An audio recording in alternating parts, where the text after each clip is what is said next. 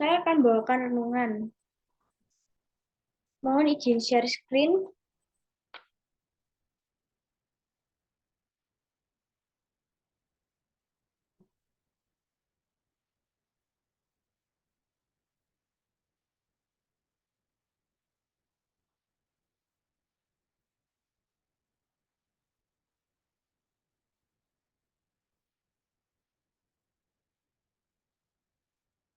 Apakah sudah terlihat? Sudah. Terima kasih. Oke, jadi renungan kita pada malam hari ini judulnya Ayo Bernyanyi. Kita akan dahului dulu dengan pertanyaan. Apakah saudara dan saudari suka menyanyi?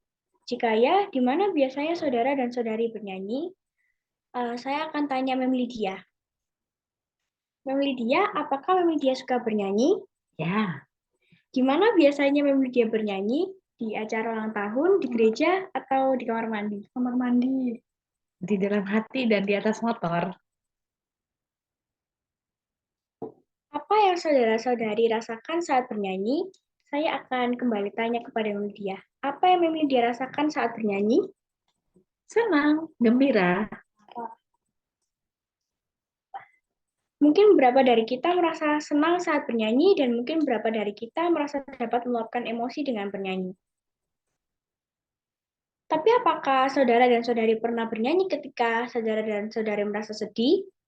Atau bagaimana jika ada sesuatu yang salah dan saudara-saudari dalam masalah?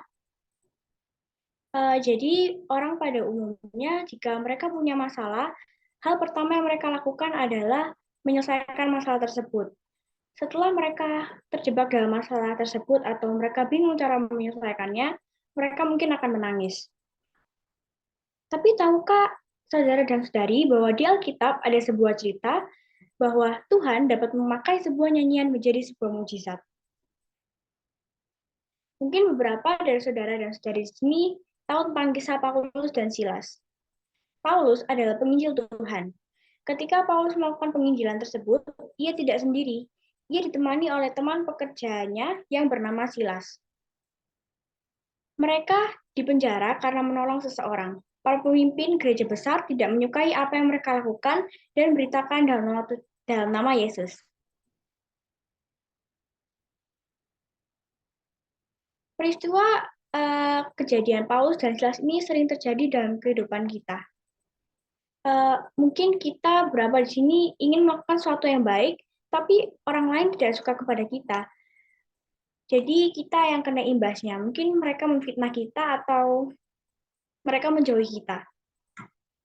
Bagaimana seandainya situasi Paulus dan Silas terjadi kepada kita?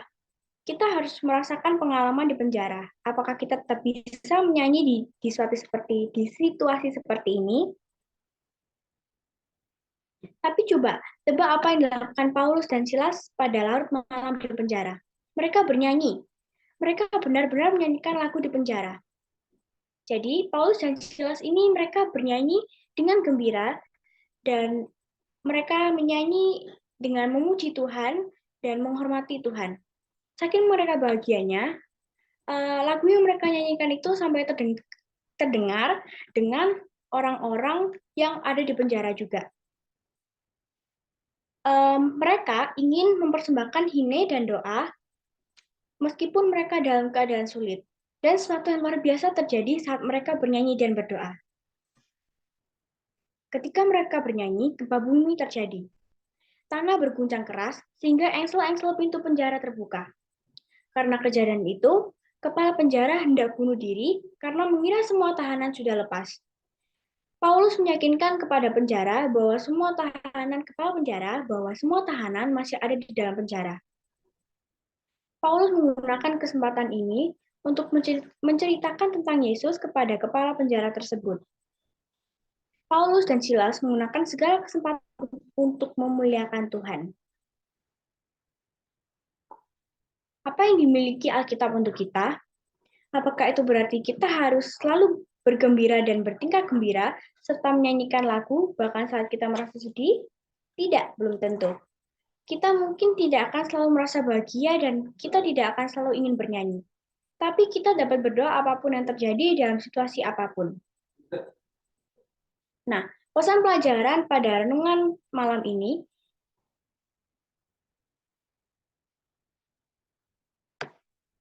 kita dapat mengingat bahwa Tuhan selalu bersama kita sepanjang waktu. Dia ingin mendengar doa-doa kita, apakah itu nyanyian syukur yang penuh sukacita atau doa-doa kesedihan yang tulus.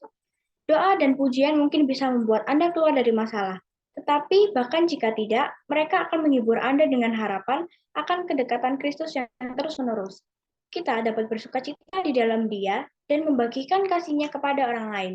Dan kita bisa bernyanyi dan membuat musik. Jadi, ketika saudara dan saudari mempunyai masalah, serahkan semua masalah itu kepada Tuhan, dan Tuhan pasti memberikan jalan keluar. Tuhan tidak langsung memberikan jalan keluar pada saat itu. Tuhan tidak membuat masalah itu selesai dalam hitungan detik. Tapi Tuhan mengirimkan orang-orang terdekat kita untuk menguatkan kita. Sekian, terima kasih. Selamat malam, Tuhan memberkati.